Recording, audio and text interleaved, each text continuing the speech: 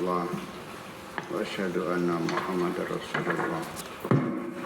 Allahumma salli ala sayyidina Muhammadin wa ala alihi wa sahabatihi ajmain, amma ba'd. Kita lanjutkan. Bismillahirrahmanirrahim.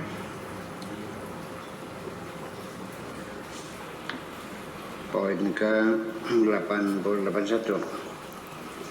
81 ya. Dan alinea terakhir. Ya.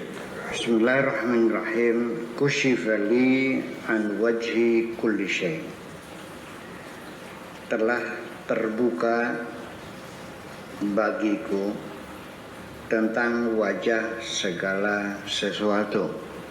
Nah, tentang wajah segala sesuatu ini bahasa Indonesia nggak masuk. Ya. Maksudnya adalah andati kulli syai'in, tentang zat segala sesuatu. Wajah itu adalah tampilan, ya, sudut pandang.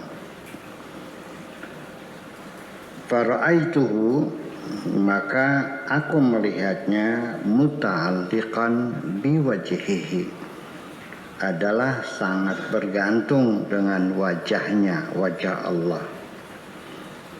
Wa an jismi kulli syai'in, dan tentang jisim segala sesuatu. Fara'aituhu muta'alliqan bi amrihi, aku melihatnya tergantung kepada perintahnya, wa nahyihi, dan larangannya, wa qala li undur ila wajhi. Dia berkata, Tuhan berkata kepadaku, lihatlah kepada wajahku. Fanazartu, maka aku pun melihatnya, melihat wajah Tuhanku. Faqala, lalu dia berkata, laisa ghairi, tidak ada selain aku. Faqultu, lalu aku pun berkata, laisa ghairuka, tidak ada selain engkau. Wa qala undur ila wajhika, lalu dia berkata, lihatlah kepada wajahmu. Fanazartu, lalu aku pun melihat wajahku. Faqala laisa ghairuka, tidak ada selain kamu. Faqultu laisa ghairi, lalu ku katakan kepadanya, tidak ada selain aku. Faqala ukhrij, kemudian dia berkata kepadaku, keluarlah. Fa antal faqih, engkau adalah ahli fikih. Fa kharajtu as'a fil fiqih, lalu aku keluar bekerja keras menggali fikih. Wa sahhali qalbul aini, dan benarlah, tepatlah menjadi terang kepadaku qalbul ain, hatinya mata. Artinya apa?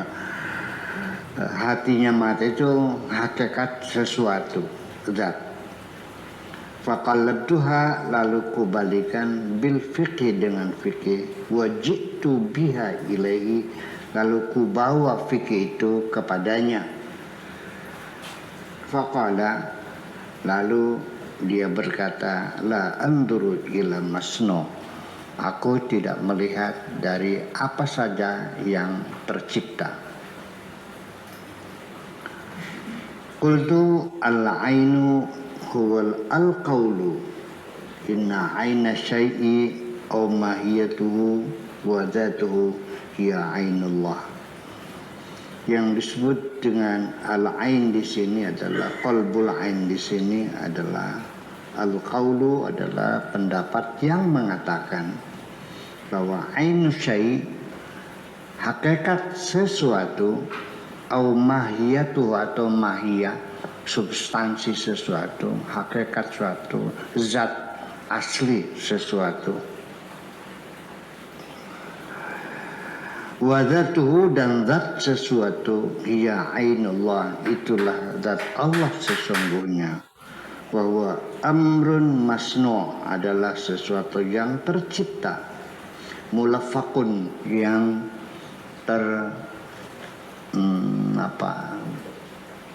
termanipulasi, ya, mulafakun. Li'annahu sigha fi hurufin, karena ia adalah dibentuk dengan huruf-huruf. Wal hurufu talfiqun, dan huruf-huruf adalah manipulasi. Ya, sampai sekarang masih banyak orang yang tidak paham maksudnya huruf itu apa. Lil haqiqati, terhadap satu hakikat. Li'annal haqiqata fawqal huruf, kan hakikat sesuatu itu berada di atas huruf-huruf. Wa fawqa muhtawal huruf, dan di luar kandungan, di atas kandungan huruf. Wa aqsa ma yumkin ayuqal, terjauh yang layak untuk dikatakan adalah fi hadzal mawdu', dalam persoalan ini, inna dzata ayyi syai'in, bahwa zat segala sesuatu, muta'alliqatun bidzatillah, bergantung dengan zat Allah. Walakinnaha, tetapi sesuatu itu, laisat hiya, bukan itu. Itu ya itu, tapi bukan itu. Iya, memang ya itu, tapi bukan itu. Memang ini bergantung dengan zat Allah, tapi itu bukan zat Allah, bukan. Apa yang dapat kamu lihat itu bukan zat Allah, bukan. Laisat hiya. Ainu zat al-ilahiyah, zat ilahiyah yang sesungguhnya adalah itu. Wa illa nakunu bidzalika qad qallabna al-aina.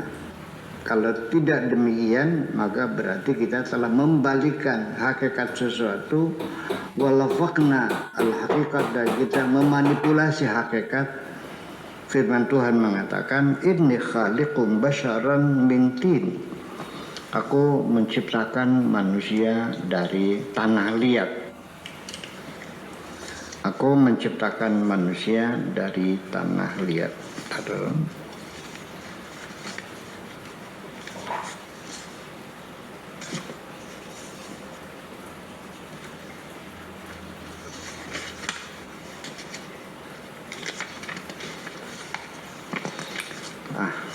Mana sih?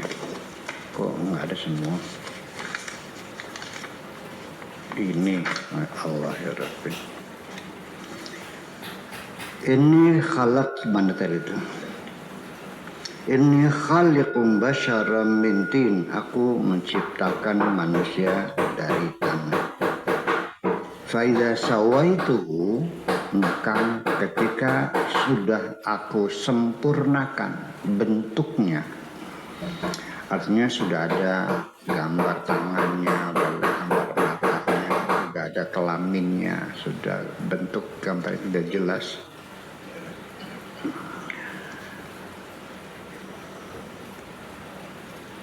Wa nafakhtu fihi min ruhi, dan ketika sudah kutiupkan, ke dalamnya dari rohku,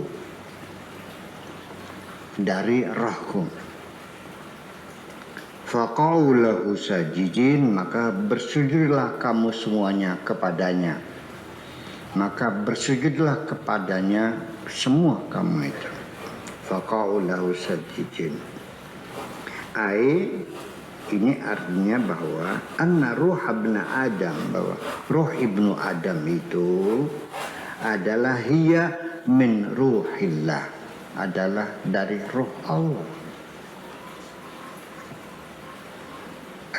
Saya put saja dulu, karena ini di kitab-kitab tafsir At-Tabari, Nasai, Ibnu Katsir dan sebagainya, Ini mereka mengatakan bahwa ruh disebut wa nafatahu min ruhi, situ artinya bukan ruh Allah. Ya, dalam kitab tafsir mereka berhati-hati untuk mengatakan bahwa jangan sampai lalu kita berkeyakinan Allah itu roh. Roh kita roh Allah, nanti berarti Allah ada dalam diri kita semacam. Sekali Allah mengatakan aqrabu min hablil warid. Ya.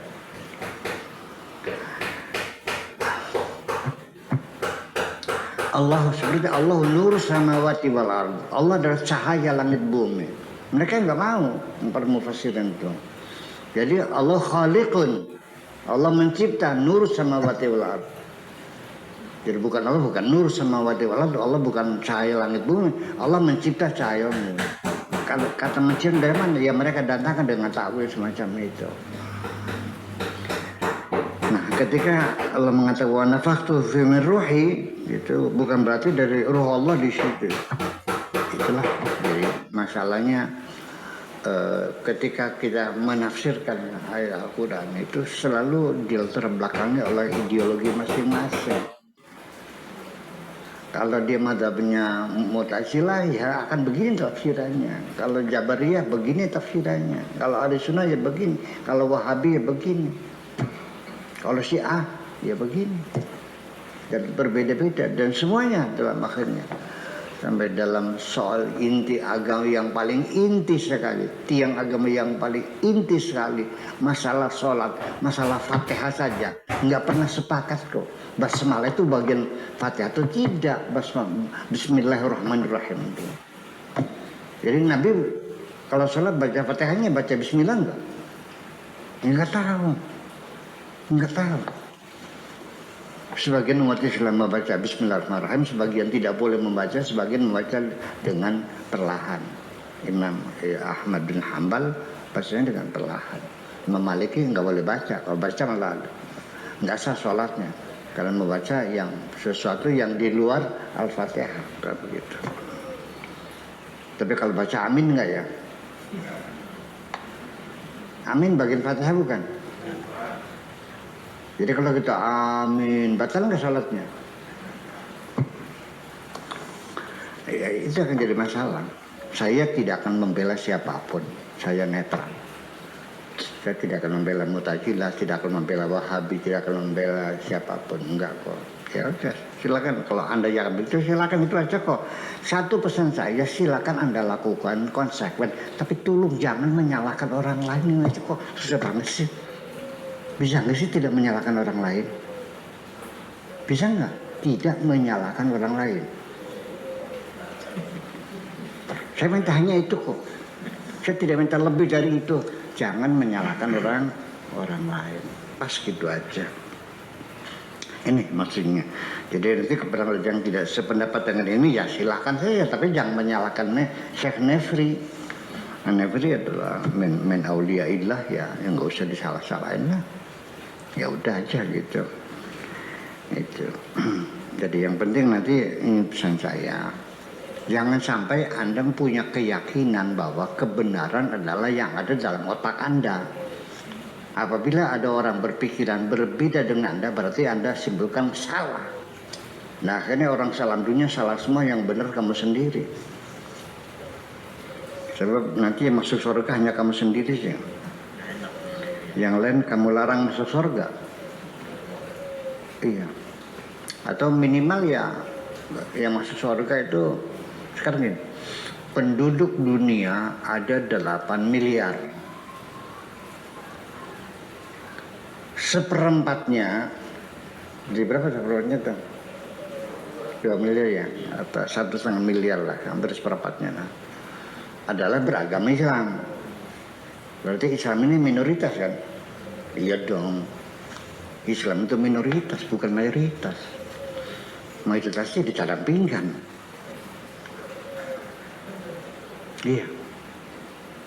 Mayoritas dicadang pinggan. Kalau di dunia minoritas Islam. Dari minoritas itu nanti dibagi 73 golongan, 72 masuk neraka semua. Yang masuk neraka cuma satu golongan. Jadi dibagi 73 jadi 1/73 yang masuk surga. Dikit banget sih. Apa memang Rasul menghendaki begitu? Apa memang Rasul menghendaki begitu sampai dikatakan sataftariqu ummati ila 73 firqatan? Apa Nabi menghendaki umatnya tidak masuk surga semua gitu? Bukan saya tidak percaya kepada hadis Nabi. Bukan saya tidak percaya pada Nabi, tidak. Iya, tapi nggak ngomong itu aja persoalannya kok. Ini umat Islam nggak paham.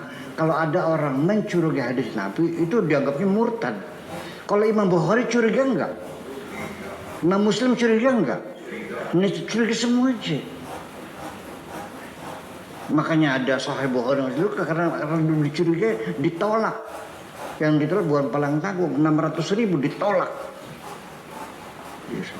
Semua kecuali yang lolos hanya 14.000 dari 600.000. Artinya kecurigaannya besar sekali. Artinya pada zaman itu pemalsuan hadis luar biasa. Itu aja persoalannya. Apa yang diseleksi Imam Bukhari mungkin enggak ada yang terselip dalamnya. Itu persoalannya. Kenapa Imam Bukhari boleh mencurigai saya enggak boleh? Itu aja persoalan. Itu persoalannya. Itu jadi jangan dulu terburu-buru mengatakan ingkarus sunnah dan segala macam lah. Ya itu aja. Ini karena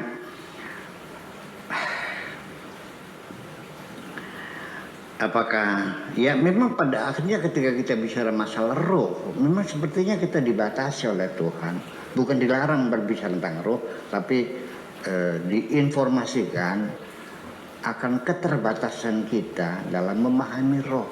Ya salun kan roh kudir rohu min amri. Tapi mereka bertanya kepadamu tentang roh, katakan roh itu urusan Tuhanmu. Wa ma utitu minal ilmi illa qalila, ilmu pengetahuan yang kau dapatkan itu sedikit sekali, enggak bakal mungkin dapat bisa. Saya mengatakan berulang-ulang ya seringlah maksudnya. Ibaratnya gini, kayak orang ingin mendefinisikan buah kelapa. Akhirnya melalui eksperimen, uji coba, penghayatan, mengamati dan sebagainya. Kesimpulannya orang itu bahwa kelapa itu adalah buah yang keras dan licin seperti batu. Keras dan licin seperti batu.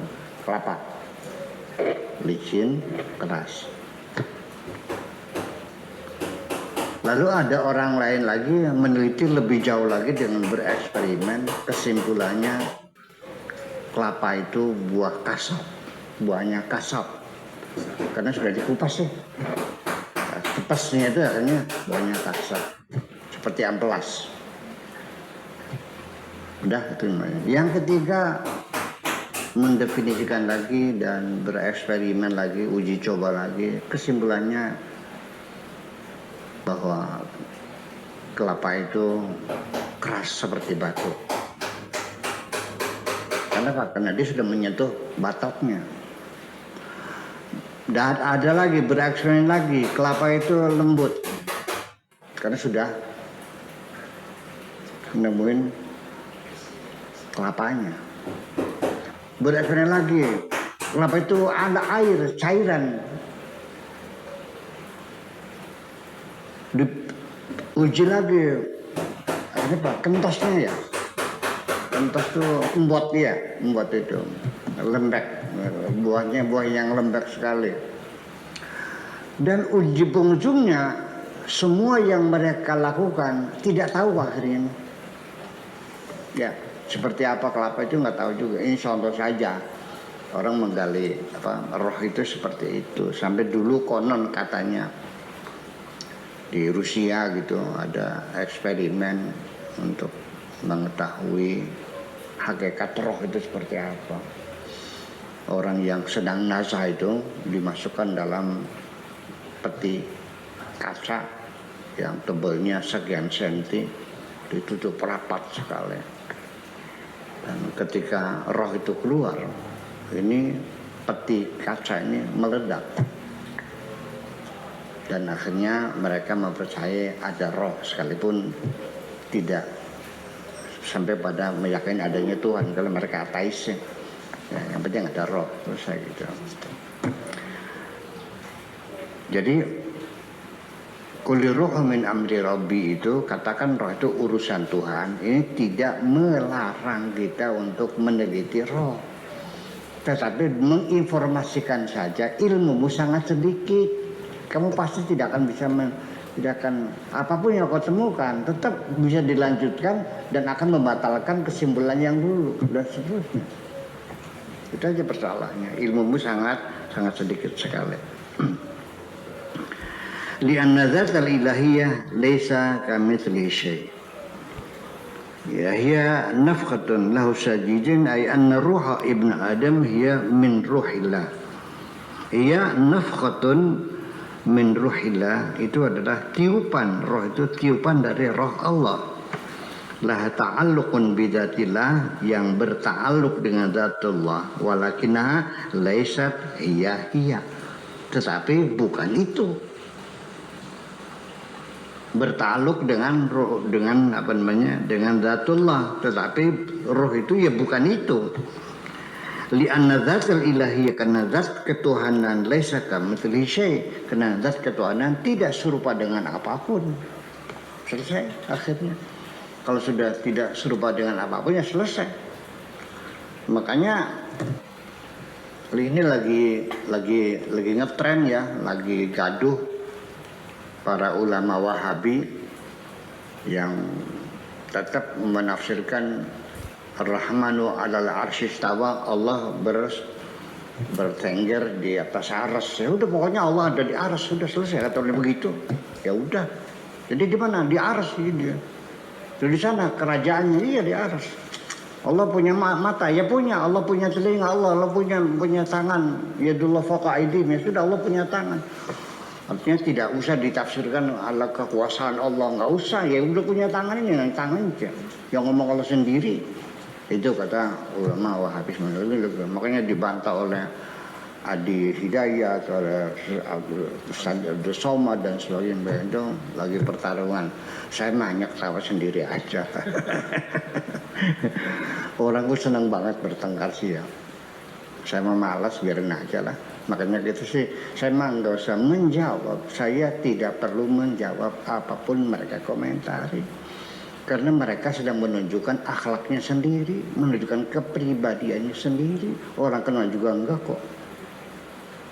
Emang saya kenal? Enggak. Ya udah aja. Kalau dia nanya juga enggak, kalau mereka nanya saya jawab. Mereka nggak nanya kok. Mereka tidak minta dalil, enggak, langsung jebret-jebret, kafir, musyrik, murtad, apa namanya itu, Syiah, apalagi halal darahnya, sekuler, apalagi, liberal, iya, ya terserah aja tuh. Saya nggak usah jawab, nggak usah, biarin aja, kenal juga enggak. Ya saya nggak kenal, ya pun nggak kenal aja. Nanti saya salah paham lagi nantinya, salah ini. Orang nggak kenal, dia sekolahnya kelas berapa saya nggak tahu, dulu pesantrennya saya nggak tahu. Ya kan begitu. Itu aja kesalahan saya, jadi ya nggak ada masalah. Dan saya juga tidak dendam, tidak marah, nggak ada masalah. Nggak ada masalah. Saya dendam enggak, marah enggak juga. Ya saya mah senang-senang aja. Terus ini yang gombel juga enggak kok. Saya gombel enggak mukanya? Telinga saya putus enggak kok, ya udah aja. Ya udah, terima kasih. Ya, terus kalau komentarnya nggak pernah juga enggak kok. Ya kalau mau baik-baiknya datang aja, kenalan aja dulu. Datang sini pasti saya hormati kok. Ya kenal juga enggak. Dulu ketika kita masih punya moral, ketika kita akan menegur orang saja kan minta punten dulu. Pak, punten saya mohon izin. Ya gimana? Boleh nggak saya berpendapat? Kali itu sopan kok. Sekarang enggak ada. Langsung jebret-jebret. saling hujat menghujat, saling saling menyalahkan, caci mencaci, tuduh menuduh. Di bahwa moral kita sudah ambruk kok. Cuma karena ya udah. Karena itu kita sekarang lagi masuk era demokrasi, maka terjadi kegaduhan ya semacam itu. Itulah ya, kegembiraan yang berlebihan menghadapi era demokrasi maka menimbulkan kegaduhan dan banyak orang mengkhawatirkan bahwa kegaduhan ini dikhawatirkan menggoncang negara. Tidak, saya tidak ragu, tidak bimbang, tidak curiga. Kegaduhan ini adalah sesuatu yang mesti harus terjadi supaya tidak cepat terbangun kehidupan yang demokrasi. Kalau Anda masak nasi, jangan Anda cegah air itu mendidih. Biarkan air mendidih supaya nasinya cepat matang.